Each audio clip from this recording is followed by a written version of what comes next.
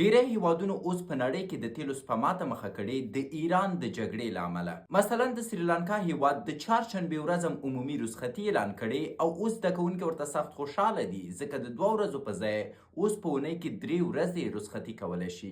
تایلند بیا ویلي چې کار ته راځئ د کتان کالي اغوندئ ځکه د کار په وخت کې به ایسیګانې نه چالانیږي. میانمار کې په شخصي موټرو باندې بندیز لګېدلی دی او بنګلادیش بیا ویلي چې هیڅوک چکرو ته نشي وتلی مګر دا چې شدید کار ولري. فلیپین بیا امر کړی دی چې ټول خلک باید د کور نه خپل کارونه وکړي او ویتنام ویلي چې که چیرته څوک د کور نه کار نشي کولی نو په بایسکل کې به تر دفتر راځي، نه په داسې وسیله کې چې هغه د تیلو د مصرف لامل کیږي.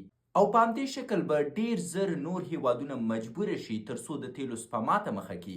دا په داسې حال کې ده چې دننه امریکا کې هم د تیلو ذخایر په خلاصېدو دي او اروپا په مکمل شکل د ستر بحران سره مخ ده.